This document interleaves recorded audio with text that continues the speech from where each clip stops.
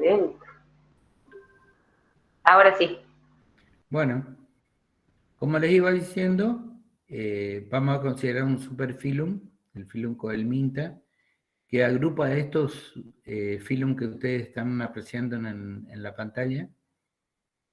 Pero no solo eso, sino que estamos entrando en un nivel de organización y de complejidad superior hasta lo que vinieron viendo hasta ahora. Vieron porífero, vieron nidario, platelminto, blastocelomado. Aquí estamos entrando a considerar los verdaderos celomados. ¿Se acuerdan, si lo han visto en la clase, que el celoma marca una diferencia extraordinariamente grande en el tema de la organización de los invertebrados? Recuerden que el celoma es una cavidad secundaria cuyos órganos y pared del cuerpo están revestidas por peritoneo. Esa es la característica principal del grupo. A partir de ahora, la complejidad empieza por eso, ¿sí? Estos grupos de coelmito están, como ustedes pueden apreciar ahí, relacionados por una larva, que es común a ellos, y por ciertos caracteres morfológicos y funcionales. Por una cuestión de tiempo y de organización, nosotros vamos a considerar únicamente el filum Annulata para la clase, ¿sí? Sipunculio y Equiuria, que son grupos secundarios dentro del grupo, este año no lo vamos a considerar. Vamos a dejar de lado, no son grupos tan importantes respecto de la biología, ecología y taxonomía, son grupos relacionados a los anelios, pero lamentablemente no vamos a tener tiempo de desarrollarlo como habitualmente se hace. Tenemos que la importancia del grupo reside en la cantidad de especies vivientes que tenemos y las características que alcanzan valores de biomasas altos, como dice ahí,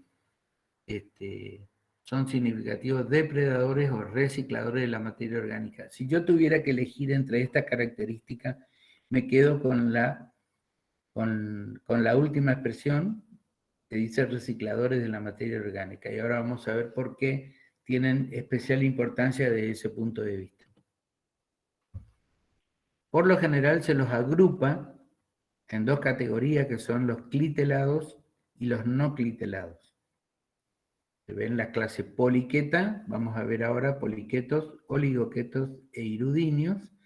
Afanoneura y Misostoma son grupos menores que tampoco los vamos a considerar en esta clase. Solamente vamos a trabajar a nivel de poliquetos, oligoquetos e irudinios.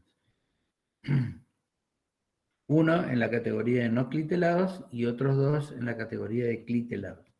¿Por qué hablamos de clitelados? Dada la presencia de este órgano, es un órgano glandular que está ubicado casi siempre en la mitad anterior del cuerpo del animal, más relacionado a la boca y a los primeros segmentos del cuerpo. Es glandular y tiene una actuación directa en los procesos reproductivos. En el caso de las lombrices los vamos a ver siempre. Ustedes alguna vez habrán tenido una lombriz en la mano o habrán ido de pesca o lo que sea, han contactado de alguna manera con una lombriz, se ve perfectamente todo el tiempo que tiene este pequeño anillo de color amarillo claro, que es el clitelo, ¿no? Es fundamental a la hora de la reproducción, como les comentaba, porque es el órgano que forma el cocón o estructura de protección de los pequeños huevos, digamos, ¿no? Cuando se produce el fenómeno del cruzamiento entre dos individuos. Dentro de las características generales, estas son las que nos interesan tener en cuenta fundamentalmente. Lo vamos a ir viendo parte por parte, pero hay criterios para rescatar. ¿Ven el puntero? Sí, se ve, profe. Bien. Sobre todo voy a hacer hincapié en esto que está aquí, en la simetría y en el fenómeno de metamería, que me parece que marca una diferencia con todo lo que hemos visto hasta ahora y con lo que vamos a ver después, a lo largo del desarrollo de la asignatura, ¿sí? En las divisiones del cuerpo, que también tienen características especiales, la característica de la larva trocófora, sobre todo, ocupan todos los biotopos imaginables en el mar, aguas continentales y tierra. Y además, un criterio que les puede resultar un poco extraño quizás, que se han convertido en arborícolas. Y además existen formas parásitas. Bueno, lo del parasitismo no es tanto, pero lo de vivir en un medio arborícola tiene que ver con todo el sedimento, sobre todo de tierra, que se acumula en las brácteas o en los puntos, en los ángulos que determinan las ramas secundarias y terciarias donde se acumula tierra. Ahí, de alguna manera, han llegado a conquistar también las pequeñas lombrices, que son especies distintas a las que estamos acostumbrados a ver nosotros, pero se las puede encontrar también en ese pequeño acúmulo de tierra que juntan las ramas, ¿no? En las axilas de las ramas secundarias y terciarias de algunos árboles. Parece extraño, pero están ahí. Respecto de la simetría, como les comentaba, por lo general es bilateral, y la metamería es un fenómeno que se da en este grupo y tiene que ver con la repetición de unidades anatómicas a lo largo del eje del cuerpo. Esto significa que hay sistemas en el animal que lo atraviesan desde el extremo, desde un extremo a otro, desde la boca hasta el ano está atravesada por algunos aparatos y sistemas, pero en la mayoría de ellos hay una repetición de órganos que se van dando, ¿sí? Eso significa metamería, o sea, el cuerpo está dividido en segmentos, ojo lo que estoy diciendo, es segmentos, un segmento está determinado por una división del cuerpo que tiene tabiques que lo dividen. Es diferente a la, digamos, pseudosegmentación que ustedes lo vieron en el caso de las tenias, en los platelmintos. Las tenias, con cada uno de los estróbilos, parece que estuvieran divididos en segmentos, pero son en realidad pseudosegmentos porque no se corresponden con un tabique divisorio y con una metamería. Este concepto tiene que quedarles bien claro. ¿Qué es una segmentación y qué es una pseudosegmentación? ¿Sí?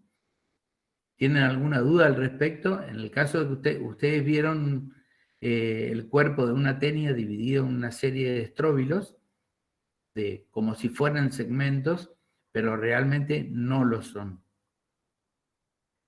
Para hacer un segmento tiene que ser metamérico, o sea, tiene que albergar una determinada cantidad y tipo de órganos que se repiten en cada uno de ellos. Y además tiene que estar dividido por tabiques, o sea, que permiten individualizar cada una de las partes del cuerpo. Eso es un segmento, ¿sí? Por eso dice que afecta a las capas embrionales, mesodérmicas y ectodérmicas, ¿sí? Bien. El cuerpo, por lo general, está dividido en una cabeza o acrón, un soma o cuerpo y un pigidio o cola. Esa larva trocófora tiene zonas que la distinguen perfectamente en epifera o prototroco y en una hipofera. ¿Cómo lo vamos a ver mejor?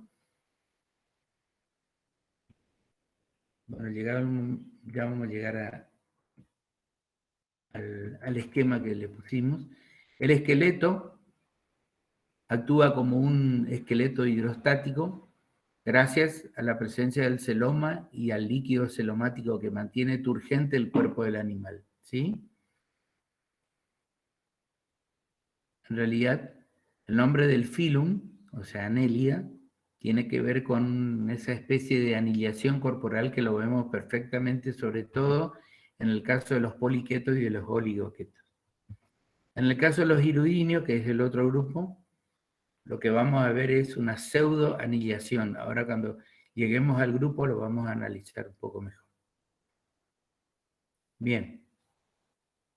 Presenta una musculatura longitudinal, circular y visceral, pero también hay musculatura especializada como musculatura oblicua y musculatura dorsoventral. En la pared del cuerpo lo que podemos observar, sobre todo hay una acción conjunta entre los músculos del cuerpo, el líquido del celoma y la contracción de los mismos, de los músculos, que hace que se convierta en una especie de esqueleto hidrostático. Tiene un sistema vascular muy bien desarrollado, ya lo vamos a ver con más detalle cuando veamos circulatorio. Septo y peritoneo ya hablamos. La respiración se lleva principalmente a través de la pared del cuerpo y de branquias. El sistema nervioso está formado por un cordón nervioso ventral, que es único o doble, dependiendo del grupo del que estemos hablando. Un aparato digestivo completo.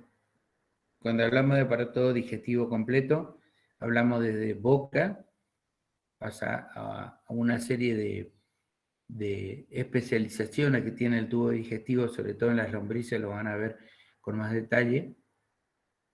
Tiene un buche, una molleja, que actuarían como estómago, luego el intestino y el ano.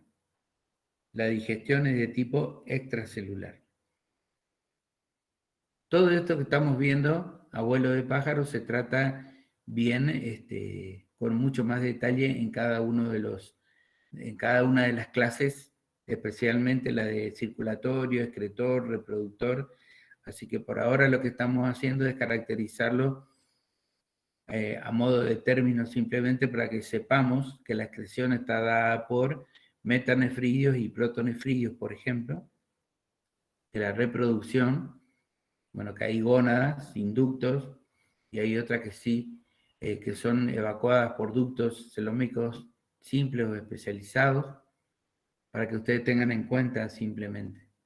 Todo esto se desarrolla con mucho más detalle en cada uno de los temas. Esto para que vean la organización general de los caracteres. Lo que tienen aquí es el sistema circulatorio en la parte dorsal, en la parte ventral el sistema nervioso con ganglios en cada uno de los segmentos. Esto es una vista desde arriba, dorsalmente, para ver las partes del cuerpo. Y esto es un corte de la pared del cuerpo, donde se ven los paquetes musculares, que es esto que le estoy señalando aquí, el intestino, el vaso dorsal, la cadena ganglionar ventral y este espacio que está aquí, que ya es el espacio celómico, ¿no? Esto que está aquí es el peritoneo, que recubre la pared del cuerpo y también recubre, en este caso, a los órganos, ¿sí? Aparece como una especie de pequeña granulación aquí en el dibujo, en el esquema. Eso es el peritoneo. Y esto es el tabique, que está dividiendo a cada una cada uno de los segmentos del cuerpo. Aquí lo ven con más detalle. Disculpe, profe, ¿podría Sí. explicar qué es el peritoneo otra vez? No entendí. Esto que están observando aquí es lo que recubre la cavidad secundaria o celoma. ¿Ves esta capita como de células individuales aquí? Sí, sí. Así.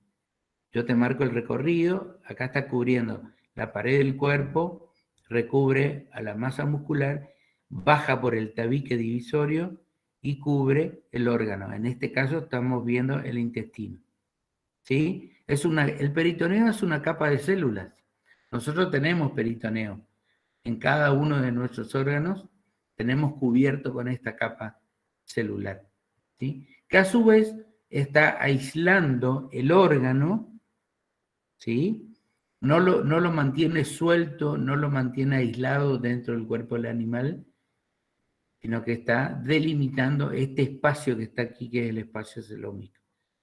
Ella es una cavidad secundaria que va a albergar al resto de todos los otros órganos. Acá está el sistema excretor, también cubre el sistema circulatorio, sistema digestivo. ¿Se entiende? Sí, ahora sí, profe. Muchas gracias. Bien. No, de nada. Seguimos. Esta es un modelo anelidiano, se llama porque comprende al acrón, acrón o cabeza, el soma o cuerpo y el pigidio o cola. Este es el modelo que se mantiene en todos los anélidos, por eso se denomina modelo anelidiano. Para mostrar de nuevo en qué consiste un septo o tabique, que es esto que está aquí. ¿Sí? El peritoneo, la estructuración interna que vamos a encontrar,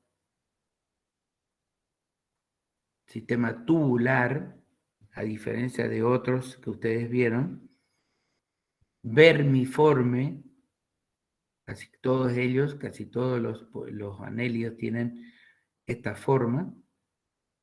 Casi siempre se utiliza este modelo que responde a una lombriz de tierra o a un poliqueto para ejemplificar un poco todas las partes que ustedes están viendo aquí en el corte. ¿Sí? Una representación de la larva trocófora con una acrón, epífera, la parte que le sigue al acrón, y la parte inferior o hipófera que lleva el pigidio. La evolución de la larva, desde esta forma, que es la forma más primitiva, digamos, por decirlo así, la forma original de la larva, evolucionando hasta la forma que le da origen a la forma del cuerpo de un anélido. Aquí lo van a ver con un poco más de detalle las distintas formas que tienen, las partes, y qué es lo que estamos observando dentro de la larva, en la estructuración general.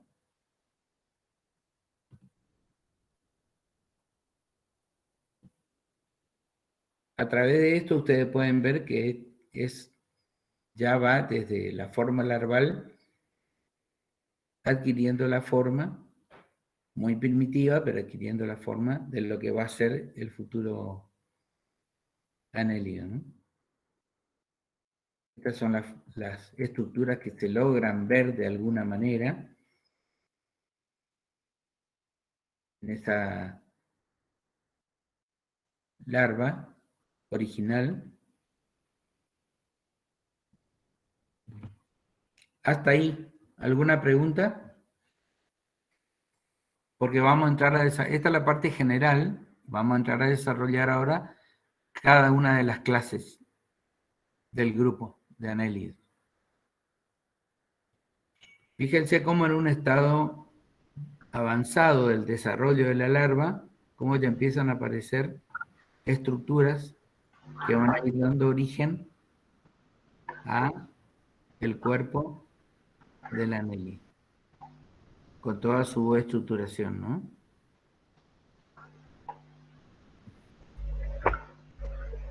¿Alguna pregunta hasta acá? Escucho.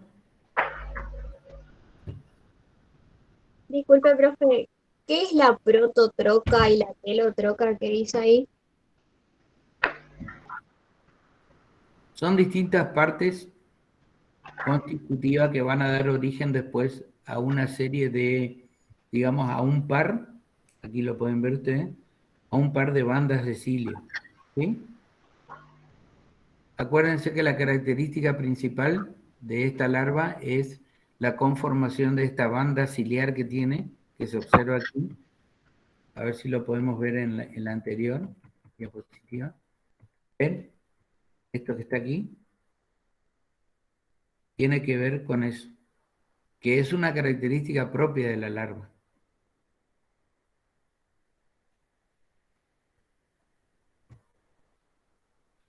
¿Sí? Sí, profe, gracias.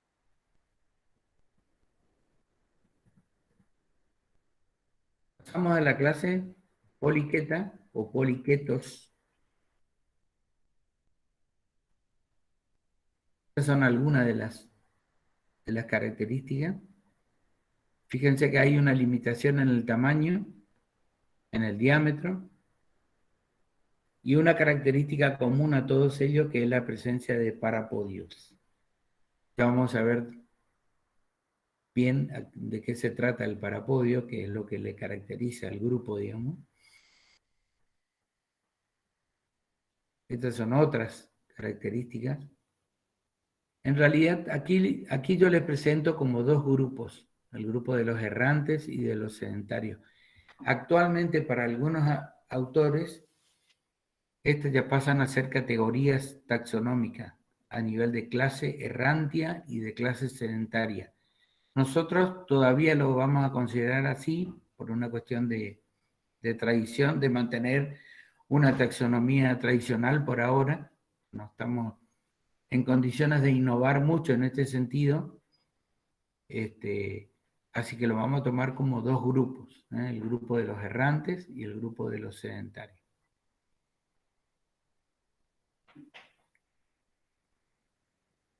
Las especies son estrictamente pelágicas. ¿Qué significa que sean pelágicas? ¿Ustedes tienen idea de eso?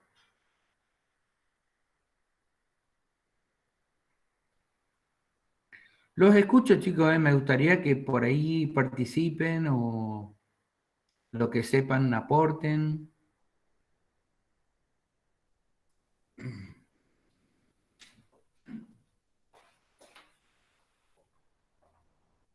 Nadie los va a retar si se equivocan, hablen.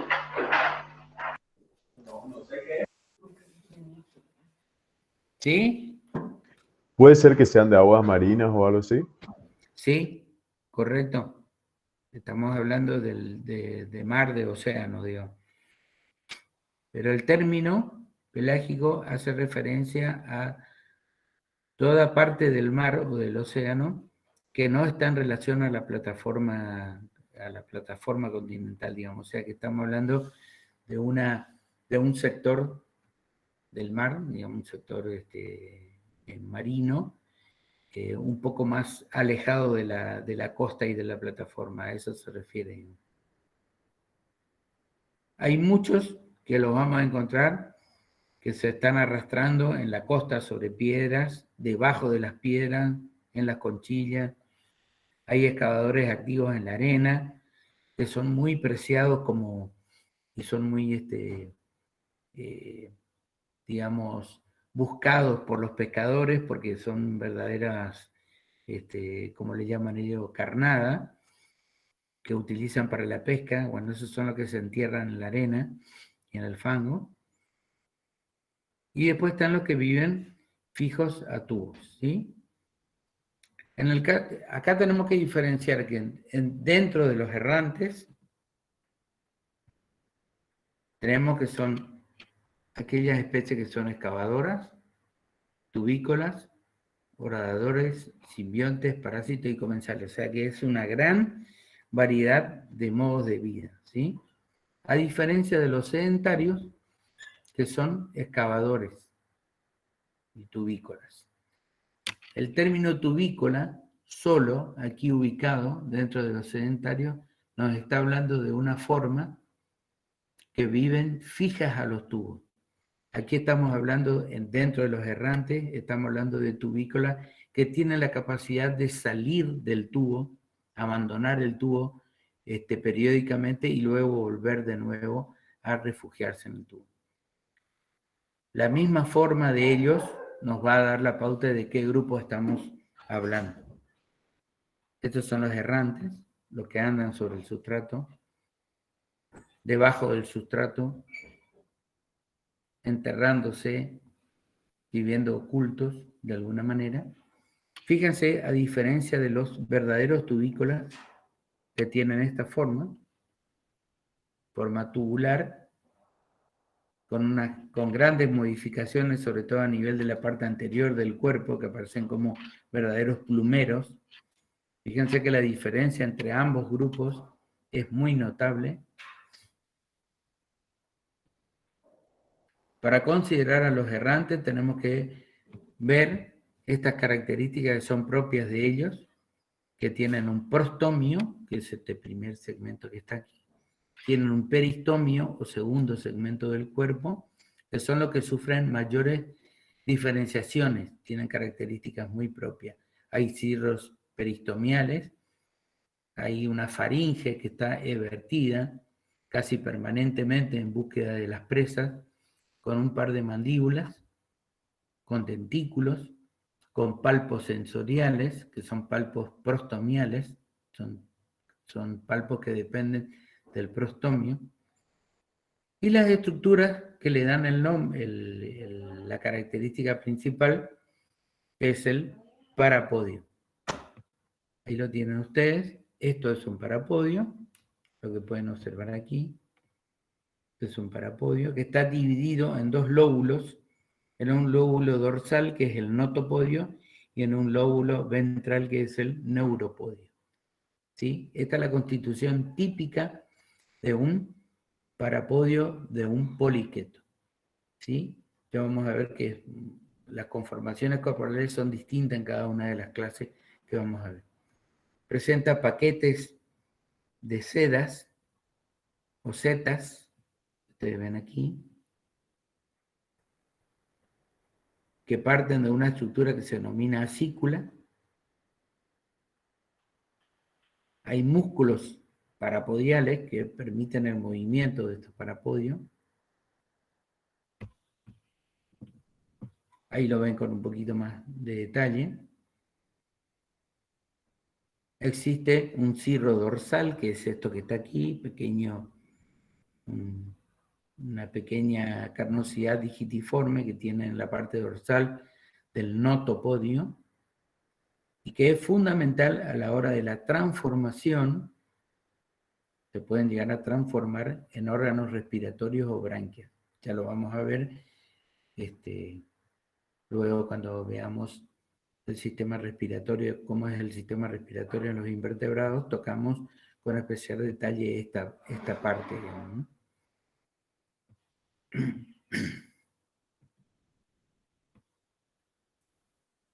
Cuando hablamos de sedas o quetas, estamos hablando de ciertas especializaciones, como ustedes pueden ver aquí, que no todas las setas o sedas son iguales. Hay variantes en cada uno de los grupos. Lo importante es que tengamos en cuenta para qué sirven o cuál es la función de las quetas, ¿no? Fundamentalmente están relacionadas a la locomoción, a la excavación y a la sujeción del animal a las paredes del tubo. Y sobre todo eso, en aquellos que son sedentarios tubícolas permanentes, es fundamental la presencia de la queta para sujetarlos a la pared del tubo, para que puedan deslizarse parcialmente o para que vivan fijos. Y hay otros que tienen quetas que son tubulares, que son quebradizas, y a medida que se van rompiendo, que se van quebrando, van eliminando sustancias venenosas. Es una característica muy particular de ciertos grupos. Volvemos al cuadro de poliquetos sedentarios con las dos características. Hay excavadores que son sedentarios, en el caso de arenícola y de anfitrite. Estos arenícolas se introducen en el sustrato, vive dentro de esta especie de tubo que está tapizado con una sustancia mucosa que el mismo animal secreta, ¿sí? Llega hasta un determinado punto, que es este que está aquí, ¿sí? Hace una serie de movimientos circulares y de pistoneo hacia arriba y hacia abajo, que hace que la capa de arena que está por encima vaya cayendo hacia el interior de este tubo. Obviamente que se alimenta de la misma arena que va cayendo, filtrando internamente, separando la sustancia orgánica que le va a servir de alimento de todo aquello que queda como desecho, ¿eh? Que es esto que ustedes ven aquí. Esta es una superficie, una playa que está invadida de arenícola marina. Es un animal muy preciado, muy preciado por los pescadores. Cuando los pescadores llegan y ven esto, observan, tienen una especie de paleta de madera de casi 1 metro de largo, que lo introducen aquí al lado de este montículo de arena que ya pasó por el cuerpo del animal, lo introducen dentro del sustrato e inmediatamente lo sacan como una pala para poder extraer el animal. Que vendría a ser arenícola, para la pesca marina es el equivalente a la lombriz de tierra nuestra para la pesca que hacemos nosotros acá en el río, ¿no? Esto es otro poliqueto excavador sedentario. Se denomina gusano espagueti justamente porque toda la parte superior, todas las modificaciones tentaculares que tienen, parece un acúmulo de fideos, ¿no? Por eso se le denomina vulgarmente gusano espagueti. Vive enterrado, puede llegar a salir parcialmente del tubo para luego regresar nuevamente. ¿Cuáles son las ventajas que ofrece el tubo a estos excavadores tubícolas? Lo abastece de agua limpia y de oxígeno, pero fundamentalmente es un escondite de acecho, o sea que al animal no se lo ve prácticamente hasta el momento que sale bruscamente a cazar una presa. Puede estar constituido de proteína, de arena cementada con sustancias orgánicas tipo moco, granos de arena que también están embebidos en ese moco, membranas pergaminadas y lo más interesante que ha permitido el registro fósil a lo largo del tiempo son aquellos que tienen carbonato de calcio en su estructura. Estos son los tubícolas errantes, tienen esta forma. Ustedes lo van a ver en el trabajo práctico, un ejemplo que mostramos porque tenemos el material para ver, que son los eunícidos y los nereidos. Creo que lo que nos está quedando es nerei. ¿Está clarita en línea? Sí, acá estoy, Henry. Lo que tenemos, los que nos quedaron son nereidos, ¿no? Creo que Nereidos. eunícidos no. Bueno, Eunicio está en el bioplástico, así que también lo ven. Ah, ya. Sí, Bueno, sí, también ven. listo. Ahí se puede apreciar mucho mejor. Este es el extremo anterior, como pueden ver ustedes aquí, los tentáculos prostomiales y peristomiales. Toda esta parte está representando esta primera parte o parte anterior, los parapodios, y la parte final o pigidio o cola, ¿sí?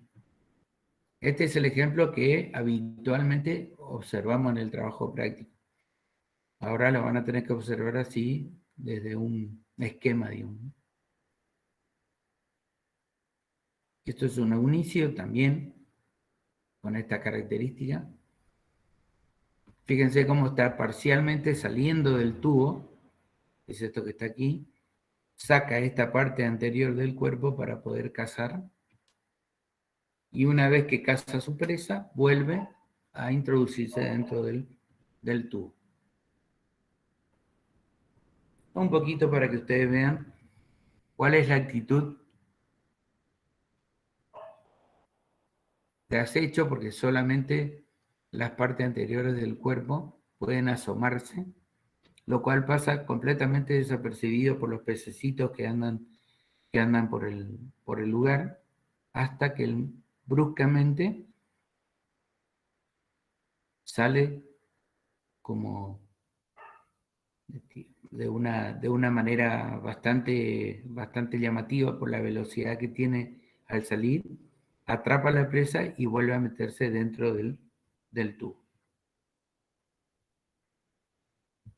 Esa es digamos, un comportamiento muy común de los nereidos y de los eunícidos, que son los que viven así, cazando de esta manera prácticamente sorpresiva.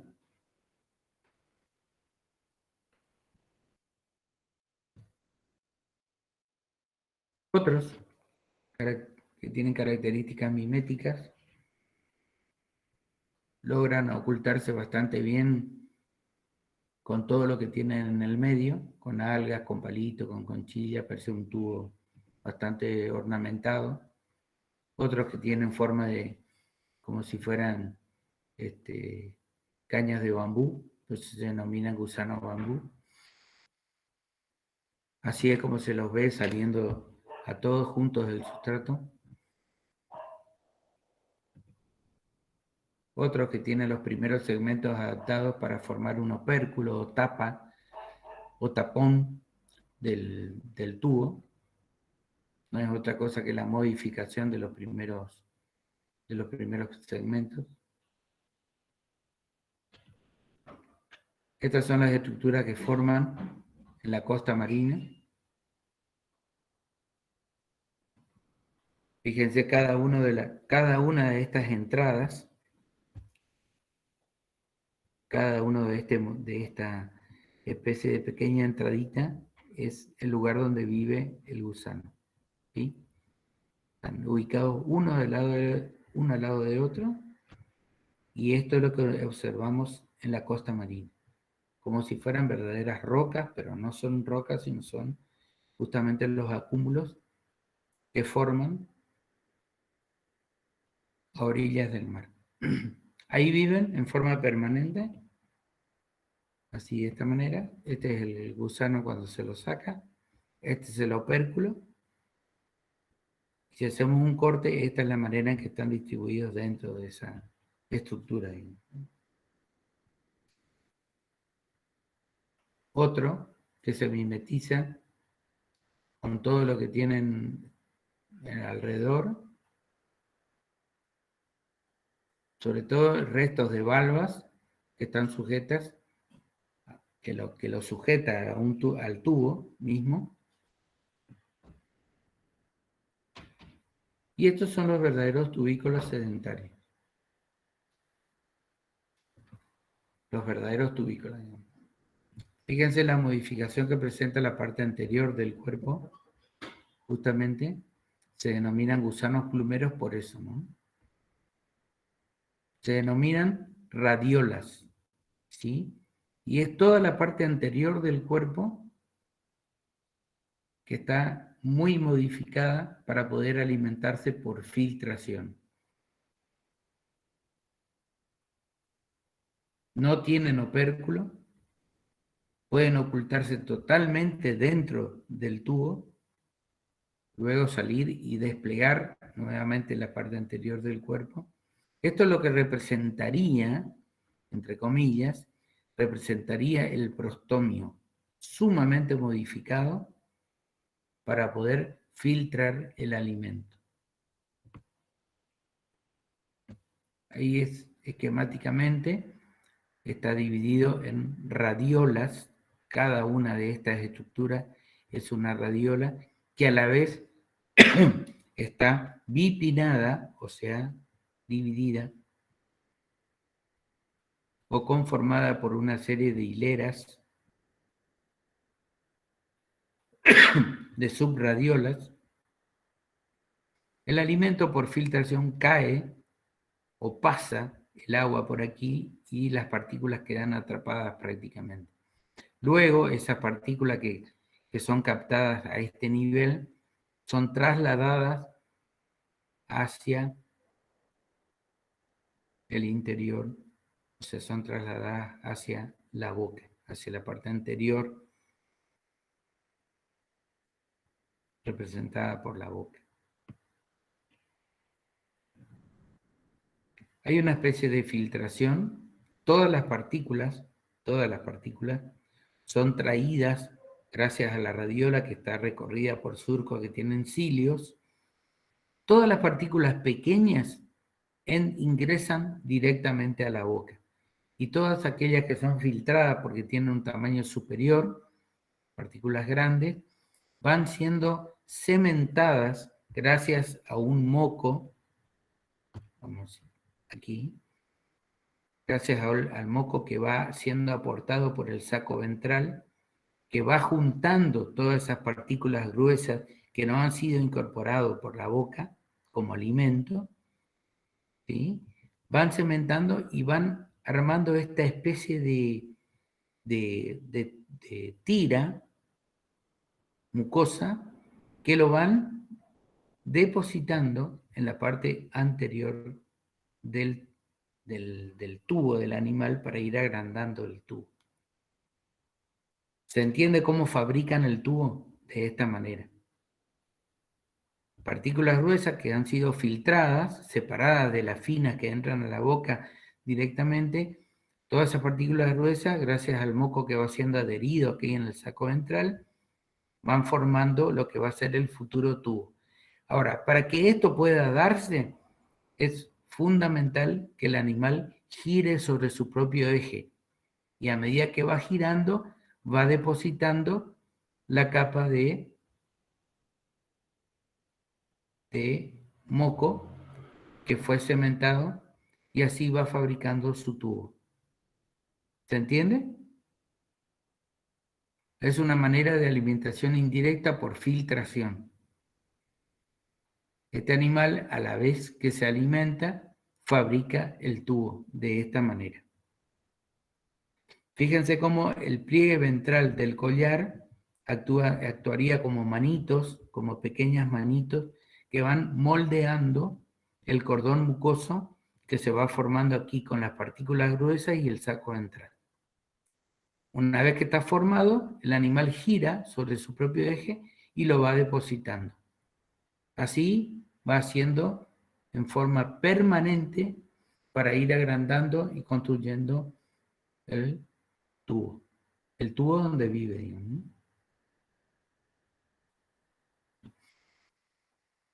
En este caso, los serpúlidos tienen tubos calcáreos fijos a rocas. Esto le ha valido la capacidad de convertirse en verdaderos fósiles. Tienen un registro fósil por ser justamente tubos de carbonato de calcio. Y esto es lo que algunos ejemplos de lo que se han encontrado. Sobre todo Jurásico y Cretácico.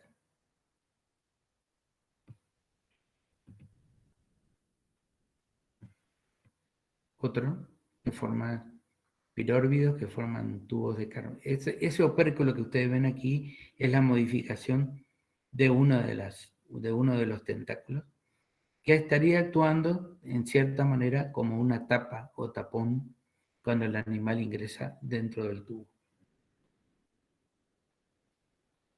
Bueno, esta es el máximo por decirlo de alguna manera, el máximo de transformación del cuerpo de un animal, un poliqueto, que es Chaetopterus, que se alimenta también por filtración. Hay una gran modificación del cuerpo en parapodios en forma de abanico, otros que tienen forma de pistón y otros que son parapodios aliformes. ¿En qué consiste cada una? ¿Cuál es la función de cada uno de esos parapodios? El aliforme es el que va a formar un saco mucoso con las partículas que van ingresando. Los parapodios en abanico pulsan el agua hacia el interior, hacia el saco, el saco mucoso va a adherir las partículas que ingresan con el agua y va a formar, en definitiva, en la copa alimenticia, que es un lugar especial donde se forma el bolo alimenticio, que va a ser luego llevado por el surco ciliado hasta la boca. O sea que las partículas que entran junto con el agua no van directamente a la boca, no se alimenta de esa manera. Estos parapodios que están aquí son los que actúan impulsando a que el agua ingrese al cuerpo del animal. Estos parapodios aliformes son los que forman la membrana mucosa llena de partículas, que ahí las partículas quedan atrapadas, que es esto que ustedes están observando aquí, el saco mucoso. O sea, el agua ingresa, no va a la boca, va a formar el saco mucoso, todas las partículas que entran con el agua.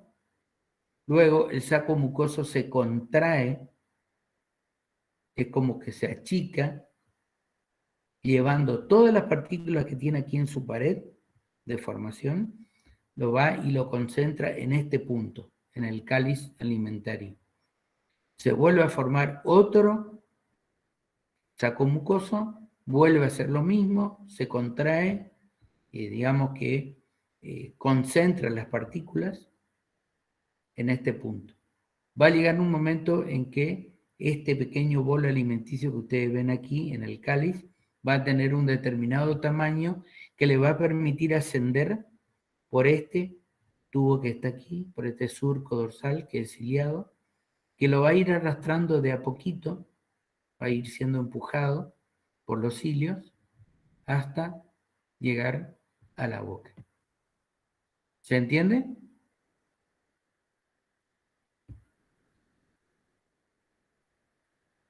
No hay una incorporación directa de las partículas a la boca. Primero se tiene que formar toda esta forma de, digamos, de concentración de las partículas para que se forme un bolo alimenticio. Y después recién ser conducido el alimento por el surco ciliado hasta la boca. Es un mecanismo sumamente complejo de alimentación, pero es la manera en que evolutivamente se ha desarrollado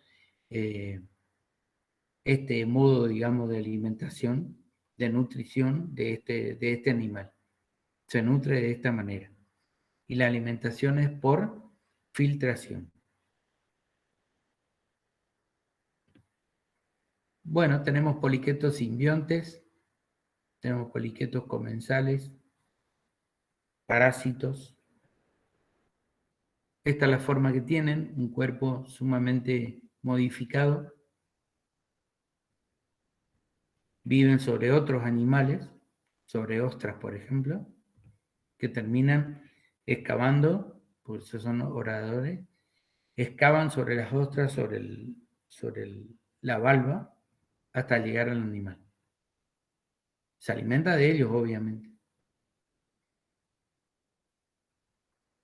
También sobre corales, no solo sobre ostras, tienen esta forma sumamente modificada. Un simbionte que vive en la cavidad del manto de los bivalvos, también muy, muy modificado, pero se puede notar aquí el parapodio y el paquete de quetas. Aquí también se puede ver bien. Estamos hablando de organismos sumamente modificados, ¿eh?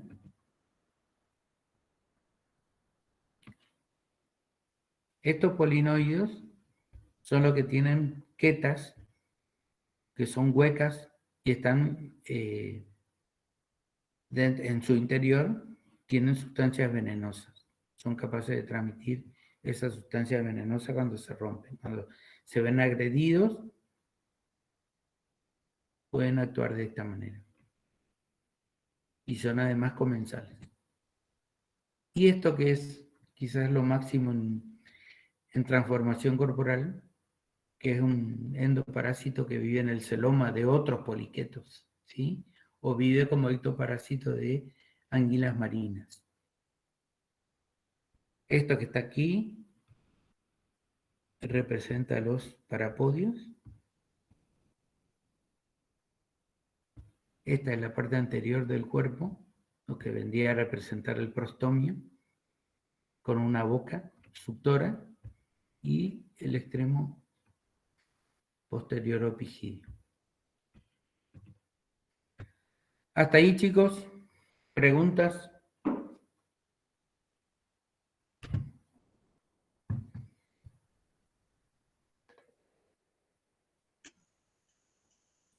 ¿Cómo van, chicos, hasta ahora? Aunque sea en el chat. A ver si van siguiendo la clase.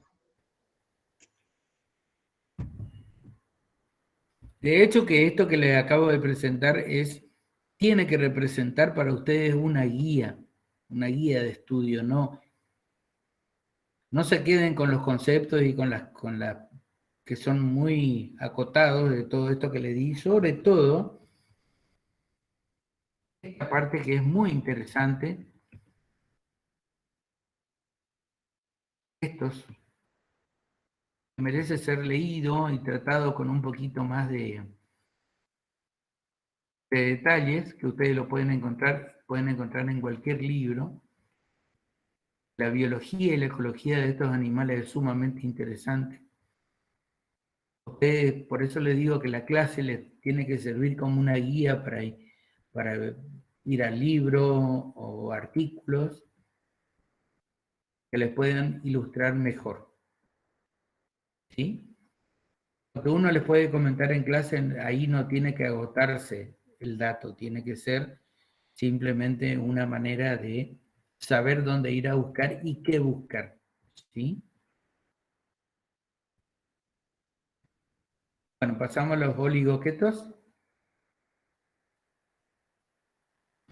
Lombriz de tierra, ejemplo más típico, digamos, por decir así, pero no tenemos que quedarnos con ese concepto de que la representación de oligoquetos tiene que ver con la lombriz de tierra. ¿Por qué? Porque hay también oligoquetos acuáticos que son pequeños, un tamaño pequeño, de quetas más largas que las lombrices de tierra, que están agrupadas encima en paquetes y que viven en nuestras lagunas y charcas de agua dulce.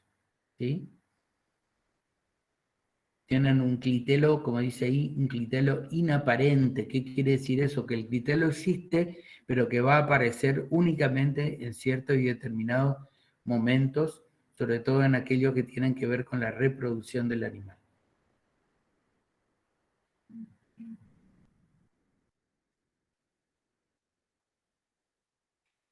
Oligoquetos terrestres, ahora sí estamos refiriéndonos específicamente a las lombrices. Tiene un prostomio que es eversible, o sea que puede salir y puede entrar.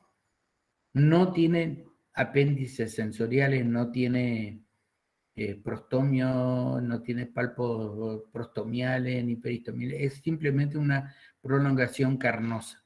¿Sí? ¿Qué otra cosa los diferencia de los demás? Y que no tienen parapodios. ¿Sí? Tienen poros dorsales que comunican el celoma con el medio externo.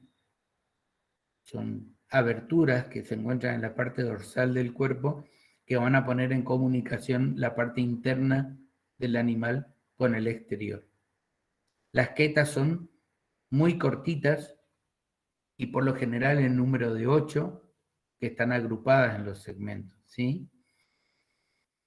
La posición de las quetas, la longitud y la posición nos está determinando a veces el tipo de familia de la cual se trata. ¿Sí? Hay dos familias que tienen importancia y tienen que ver justamente con la cantidad de quetas y de qué manera están agrupadas en el cuerpo del animal.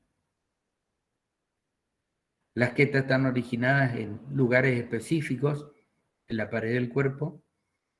El critelo está presente siempre y sirve para el apareamiento, como habíamos visto hoy, y para la formación del capullo o cocón. ¿Sí?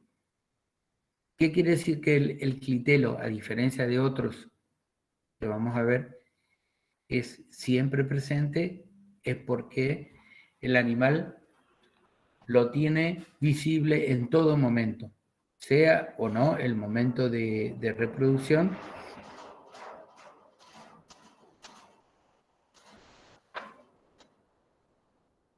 Sea o no el momento de reproducción, está siempre presente.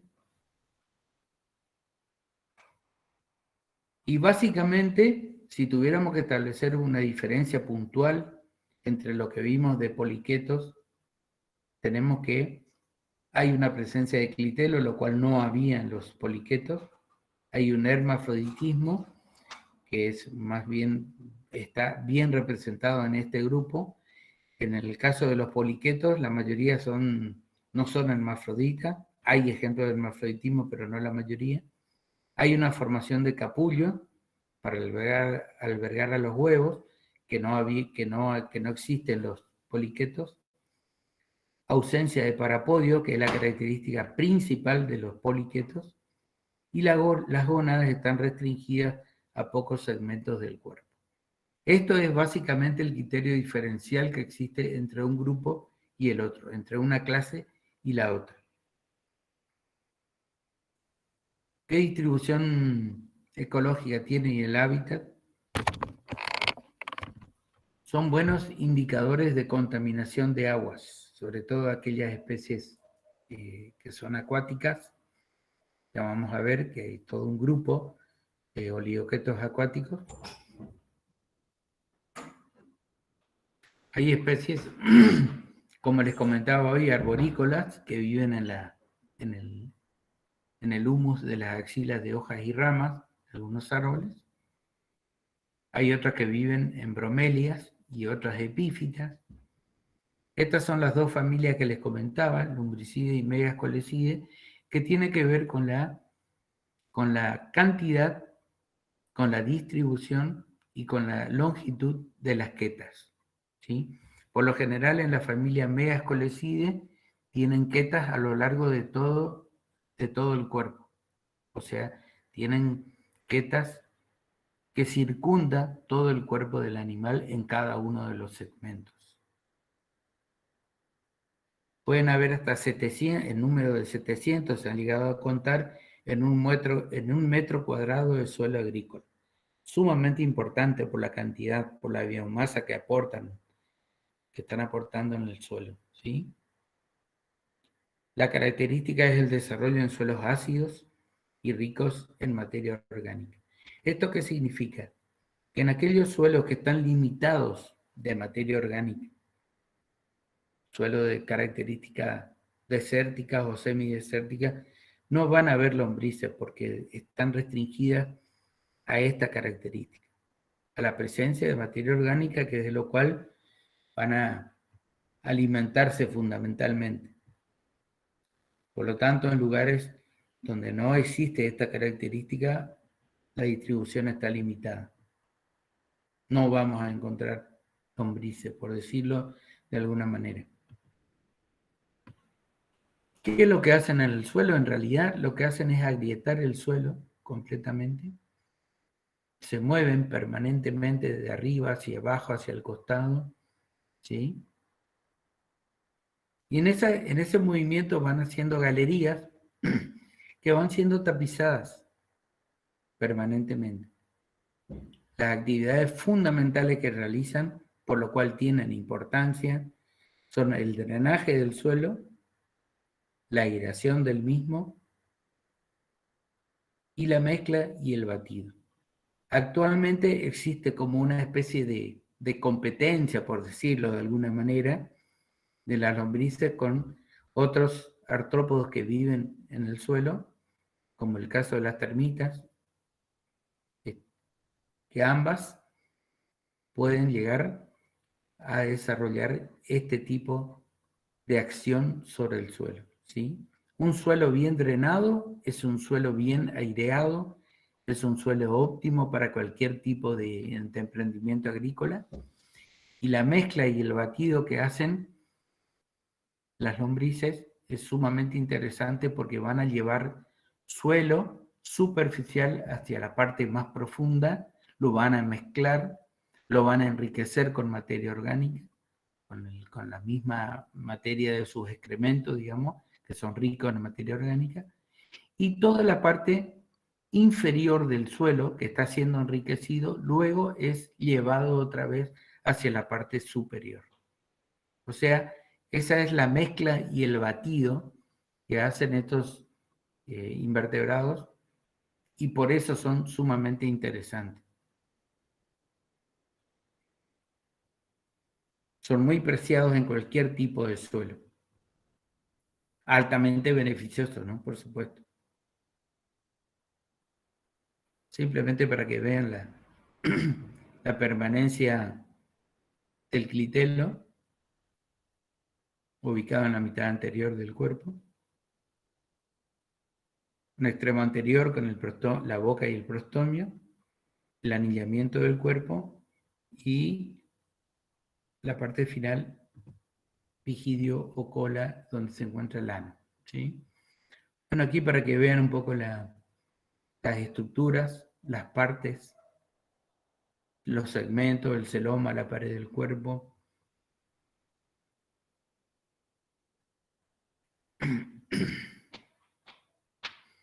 Esto que yo les estoy comentando lo van a encontrar en cualquier libro de invertebrados, ¿sí? O en cualquier libro que hable específicamente de los oligoquetos terrestres, ¿sí? También para ver un poquito las partes del cuerpo y algunas estructuras internas. Esto es lo que encontramos. Y esto, si hacemos un estudio un poquito más detallado de las distintas partes del cuerpo, como vamos a encontrar los surcos que tienen que ver con la parte reproductora, por supuesto. Los gonoporos femeninos, acuérdense que son hermafroditas, tienen ambos sexos. Gonoporo femenino, el masculino, el clitelo. Ahora cuando veamos la parte reproductiva, la parte reproductora, vamos a ver en qué consiste la unión de dos lombrices y la acción que ejercen estas estructuras especializadas, que es el clitelo justamente, ¿no? ¿Cómo actúa? ¿De qué manera?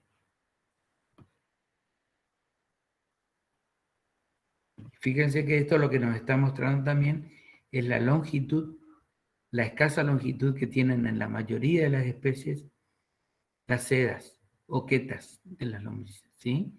Se distribuyen de a pares en cada parte del cuerpo, cada parte lateral del cuerpo, de a pares, y son muy pocos, son cortas, setas cortitas. A diferencia de los oligoquetos de agua dulce, donde las quetas son mucho más largas y están agrupadas.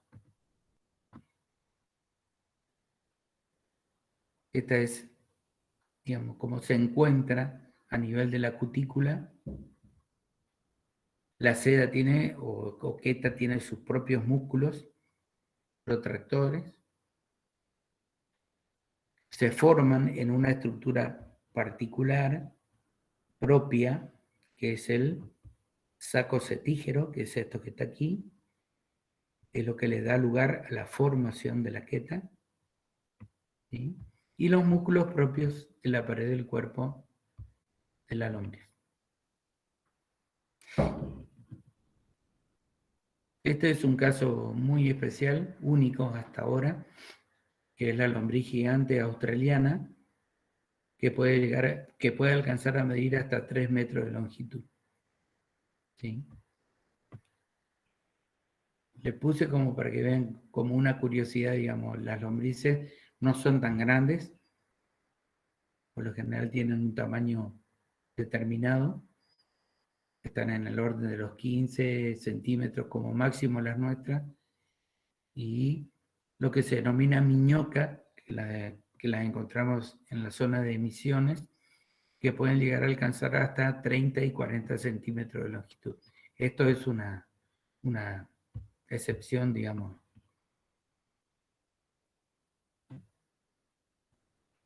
Hasta ahí.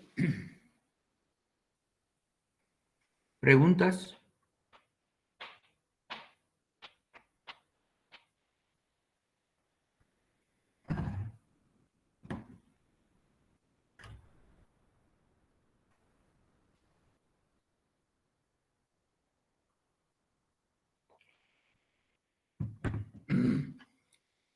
¿Quieren tomarse unos 5 minutos para descansar un ratito, hacer algo y continuamos dentro de unos minutitos? Hablen o escriban, chicos. No sabemos si se durmieron, si están. Bueno, profe, dicen. Bueno, Renueven el agua del mate y vuelvan. exacto. Reiniciamos en 5 minutos. Sí.